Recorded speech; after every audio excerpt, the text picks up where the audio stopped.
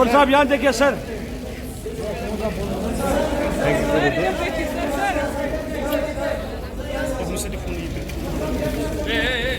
उमर साहब इस side. Check shirt boss बने सबसे पहले तो मैं आप सब आप आज हमारे शिरकत करने आए।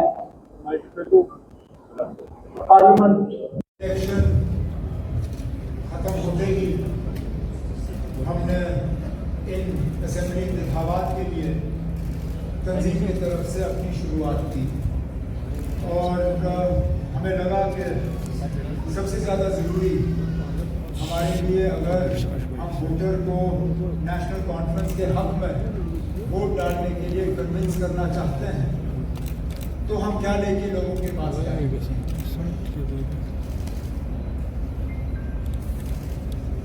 सदर नेशनल कॉन्फ्रेंस जनाब फारूक अब्दुल्ला साहब ने ये जिम्मेदारी जनाब अब्दुल रहीम राखल साहब जो हमारे सबसे सीनियर साथियों में गिने जाते हैं, जिन्होंने न सिर्फ तंजीम में एक बहुत अहम रोल अदा किया है बल्कि कई साल जम्मू कश्मीर के फाइनेंस मिनिस्टर के तौर पर भी काम किया है। जब कभी पार्टी को कोई डॉक्यूमेंट या कोई इस तरह का काम करना होता है तो कहीं ना कहीं राखल साहब को हम उसके साथ जोड़ने का काम करते हैं। इस बार भी जब मंशूर तैयार करने की बात आई तो फारूक अब्दुल्ला साहब ने राखल साहब को ये जिम्मेदारी दी और उन पर छोड़ा कि वो कमेटी में इन को शामिल करना चाहेंगे। कमेटी में जिस तरह तनवीर ने अभी कहा, कई सारे नेशनल कॉन्फ्रेंस के साथी जो हैं इस कमेटी के साथ जुड़े रहे। इसके साथ साथ प्रोफेसर निसार साहब भी, उन्होंने भी हमारी इसमें बहुत मदद की। लेकिन जिनके नाम लिए गए उन्होंने तो मदद की, लेकिन कई सारे ऐसे भी नेशनल कॉन्फ्रेंस के लोग हैं जिनका एक रोल इसमें रहा, जिनके नाम हम वक्त बचाने के लिए हम ले भी नहीं पाएंगे। लेकिन वो जानते हैं और हम जानते हैं कि उनका इसमें कितना कंट्रीब्यूशन रहा है।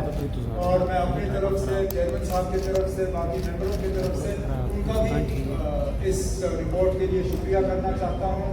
चाहे वो डिज़ाइनिंग में उन्होंने मदद की, ग्राफिक्स में मदद की, इसके प्रूफ रीडिंग में मदद की, इसके प्रिंटिंग में मदद की, जहाँ जहाँ उनकी मदद हमें हासिल हुई उसके लिए मैं उनका शुक्रगुजार हूँ। ये मैनिफेस्टो राखल साहब ने दफ्तर में बैठ के तैयार नहीं किया। ये सिर्फ नेशनल कॉन्फ्रेंस का काम नहीं है। जिम्मेदारी संभालने के बाद राखल साहब का पहला कदम था अपने टीम को बुला के उनसे मशवरा करके हमने जम्मू कश्मीर के आवाम से बात की। हमने उनसे कहा कि हमारे मंशूर में वो क्या देखना चाहेंगे, नेशनल कॉन्फ्रेंस की तरफ से उनको कौन से वादे ऐसे चाहिए जिनसे उनको लगता है कि उनकी रोज़मर्रा की ज़िंदगी में एक तब्दीली आएगी, एक बेहतरी आएगी। जो पिछले कई सालों से हम मुश्किलात का सामना कर रहे हैं, उस मुश्किलात का हल कहाँ से हो सकता है।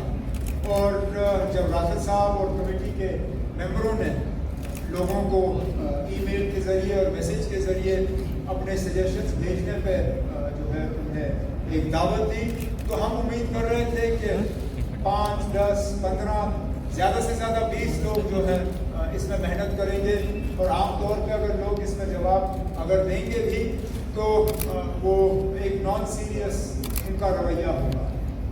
हम हैरान हुए, जम्मू कश्मीर का कोई ऐसा कोना नहीं है जहां से लोगों ने रिस्पांस नहीं भेजा। और हज़ारों में हज़ारों में emails, messages, letters national conference के दफ्तर में राखल साहब को एड्रेस हुए। और जिन्होंने अपना कीमती वक्त इस्तेमाल करके अपने सजेशंस हमें भेजे, पहले तो मैं उनका शुक्रगुजार हूँ। और मैं उनको ये कहना चाहता हूँ कि एक भी ऐसी ईमेल, चिट्ठी या मैसेज नहीं है जिसको राखल साहब और उनके साथियों ने पढ़ा ना हो। हर किसी मैसेज को पढ़ा गया, हर किसी मैसेज को जो है हमने फिर डिस्कशन के लिए रखा और कोशिश की गई कि जहाँ जहाँ से हमें वो सुझाव मिले, वहाँ जहाँ से हमें वो बातें सामने आई जिससे कि हमें लगा कि जम्मू कश्मीर और जम्मू कश्मीर के आवाम को फ़ायदा होगा, हमने उस चीज़ को मंशूर में शामिल करने की कोशिश की। ये सिर्फ इलेक्शन के लिए डॉक्यूमेंट नहीं है। जब आप इसको पढ़ेंगे, जब आप इसको देखेंगे, जब तफसील में आप इसको देखें तो आप ये शायद समझ जाएंगे, जो मैं समझता हूँ कि ये पूरी तरह से एक एजेंडा फॉर गवर्नेंस है। ये 5 साल का एक रोड मैप हम खींच रहे हैं, जो कि इसको पूरा करने पे वाकई जम्मू कश्मीर में एक तब्दीली, एक बदलाव आएगा। बदलाव की बात तो इससे पहले बहुतों ने की, लेकिन धोखा देने के अलावा हमें कुछ नहीं मिला। राफेल साहब और उनके साथियों को अगर सदर मोहतरम ने एक बात कही, वो सिर्फ ये थी कि आप वादे वो करिए जो आप कल जाके मुकम्मल कर पाओ। अब हमारे बाद और भी पार्टियां हैं, वो भी अपने मंशूर जो है लोगों के सामने पेश करेंगे। जाहिर सी बात है कि कुछ उनमें से ऐसे भी होंगे जो हमसे बढ़ चढ़ के वादे करेंगे। और मैं यहाँ तक कह सकता हूँ कि वो पार्टियां जो कल हुकूमत बनाने की उम्मीद रख भी नहीं सकते, उनके लिए बड़े वादे करना कोई मुश्किल बात है नहीं, क्योंकि जिन लोगों को मालूम है कि वो कल हुकूमत में आएंगे नहीं, वो कुछ भी कह सकते हैं। लेकिन हम लोग जो ये उम्मीद कर रहे हैं कि कल को हमें लोगों के वोट हासिल होंगे, कल को अक्टूबर में जब नतीजे आएंगे तो नेशनल कॉन्फ्रेंस की कामयाबी होगी। हमारे लिए गैर जिम्मेदाराना तौर जो है लोगों से वादे करना या इस तरह के वादे करना जिनको कल हम पूरा ना कर पाएँ, वो लोगों के साथ खिलवाड़ होगा, लोगों के साथ मजाक होगा, लोगों के साथ धोखा होगा, और हम उस चीज़ के लिए तैयार नहीं हैं। तो जो भी मंशूर में हम बातें शामिल कर रहे हैं, उन सब पे राठौर साहब और उनके साथियों ने बहुत ही ज़्यादा इस पर गौर किया है, इस पर सोचा है, एक्सपर्ट्स के साथ डिस्कस किया है, और तब जाके डिस्कशन और सारा चीज़ करने के बाद आज ये डॉक्यूमेंट तैयार करके हम आपके सामने रख रहे हैं।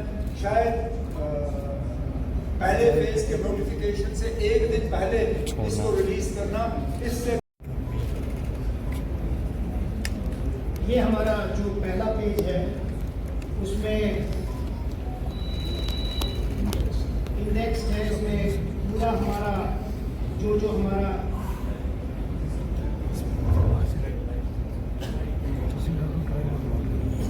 ये जो इंडेक्स पेज है, इसमें हमने पूरा नंबरिंग की है कि किस पेज में कौन सा वाला, अगर किसी को कोई स्पेसिफिक पॉइंट देखना हो तो उस पेज पे जाएगा। इसका जो फ्रंट पेज है, एक हमारे खालिद साहब ने एक अच्छा शेयर है, वो मैं पेश करूँगा। अच्छा, ये आप शेयर खुद ही पढ़िएगा। तो उसके बाद ये उमर साहब और डॉक्टर साहब की तरफ से लेटर टू द पीपल होगा कि इस मैनिफेस्टो में क्या है और इसमें क्या क्या चीज़ें मेंशन हैं। उसके बाद हम एक पूरा अपना जो नेशनल कॉन्फ्रेंस की जो पास्ट है उसके बारे में बात करेंगे।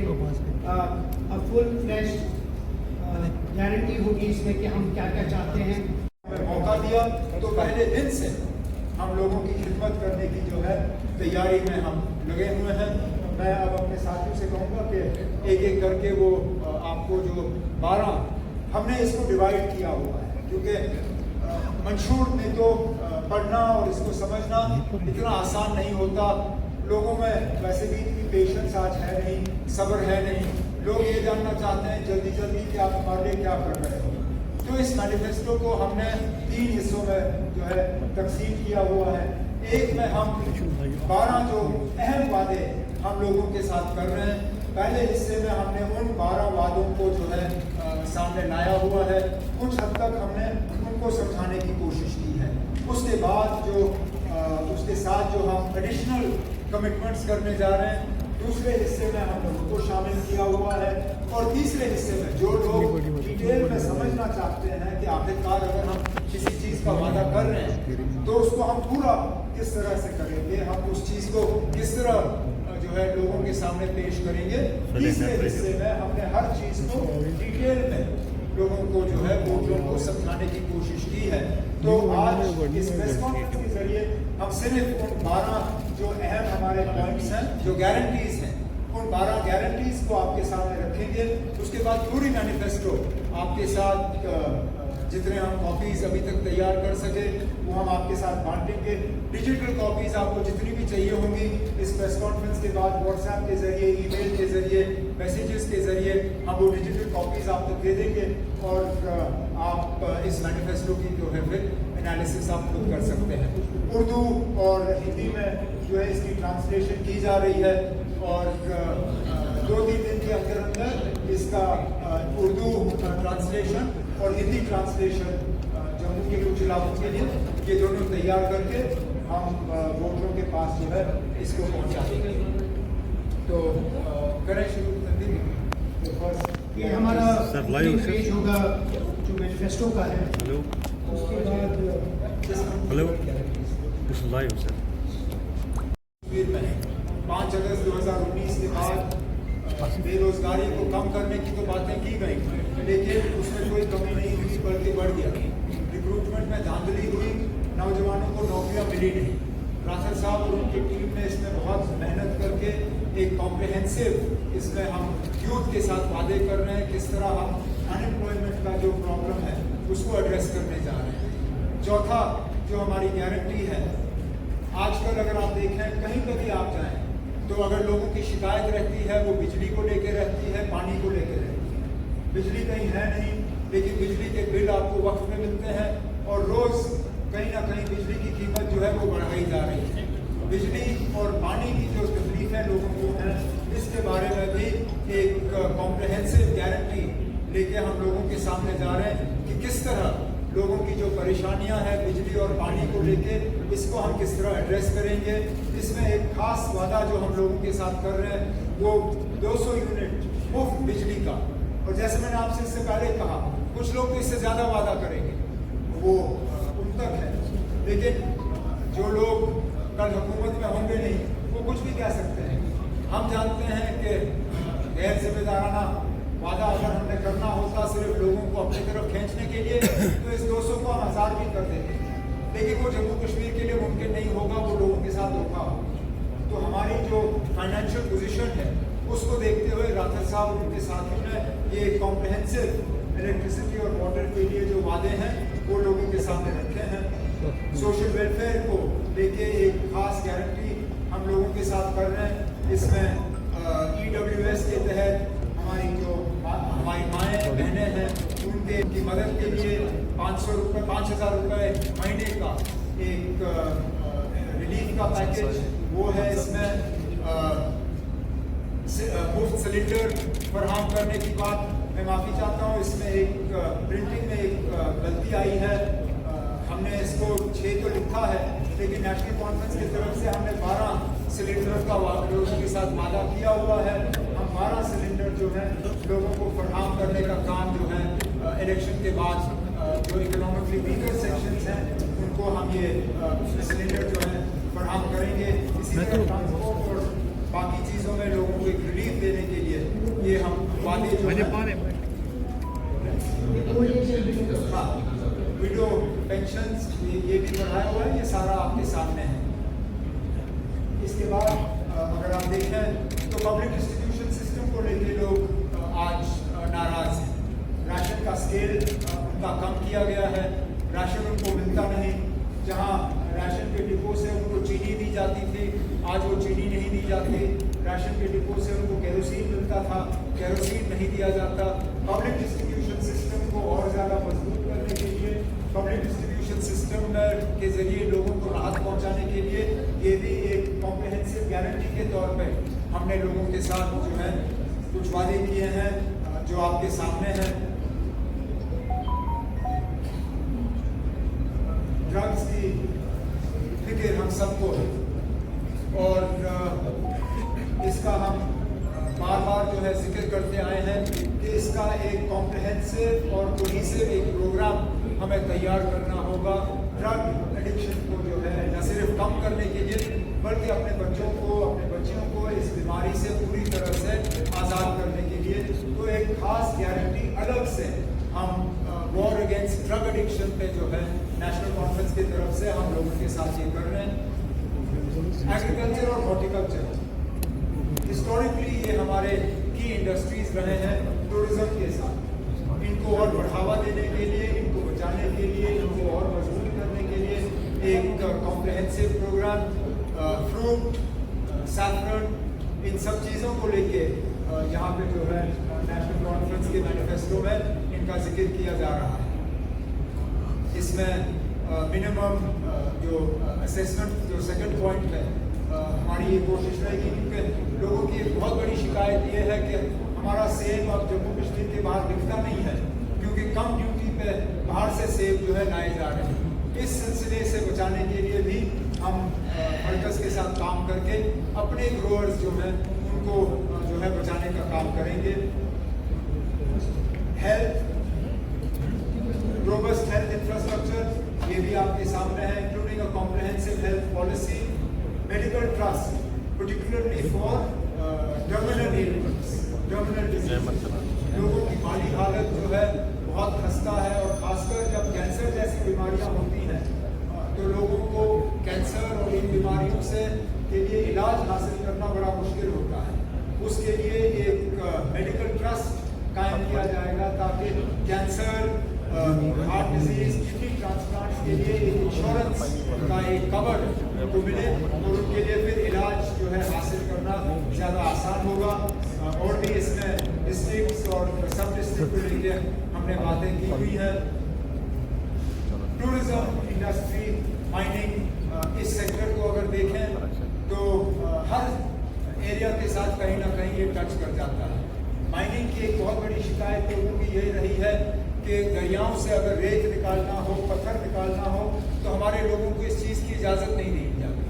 बाहर से ठेकेदार, बाहर से कॉन्ट्रैक्टर्स, बाहर से जो है लोगों ने इसके कॉन्ट्रैक्ट लिए हुए हैं, और हमारे लोग जो है कहीं गिनती में आते नहीं।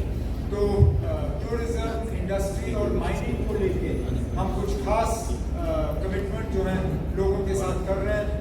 इसमें बॉर्डर के जो सफ़ायर हैं उनका जिक्र है। अगर आप डिटेल्स में देखें तो नॉर्थ कश्मीर में जो मार्केट का जो माइनिंग है उसको लेके हमने जिक्र किया है। पिछले दिनों जो रियासी में लिथियम के माइंस जो हैं वो पाए गए हैं। हमने उस लिथियम माइनिंग और लिथियम माइनिंग के तहत जो रॉयल्टीज़ की बात है, उन रॉयल्टीज़ का किस तरह से जम्मू कश्मीर में इस्तेमाल होना चाहिए, उन सब का इस सेक्टर में जो है हमने जिक्र किया हुआ है।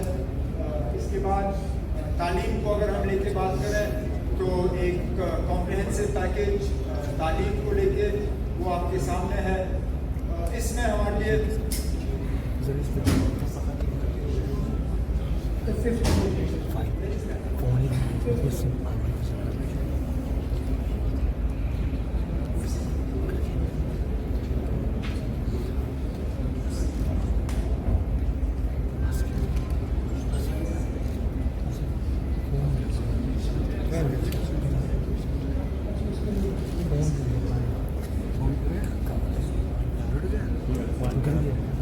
शेर कश्मीर के वक्त से यूनिवर्सिटी के लेवल तक तालीम को मुफ्त किया गया।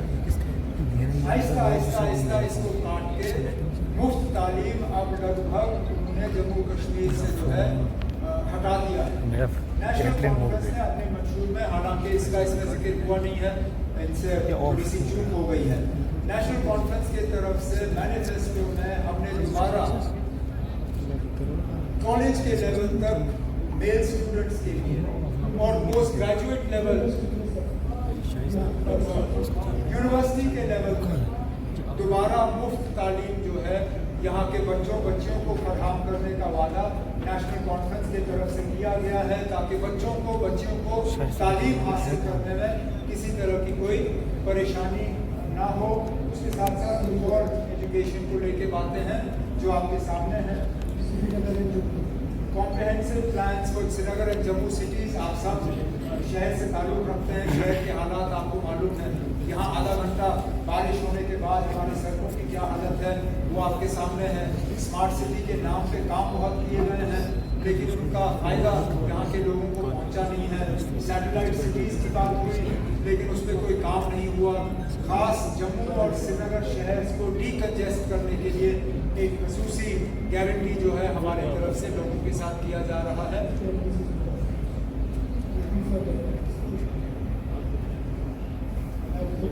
फर्दर प्रोमिसेस मैं इनको पढ़ने का काम अभी करूँगा नहीं, वो जब आपके पास ये डॉक्यूमेंट जो है हम आपको दे देंगे, वो आप उस टाइम देख लीजिएगा और मैनिफेस्टो इन डिटेल बाकी जो है वो पॉइंट्स वहाँ पे आपके पास रहेंगे।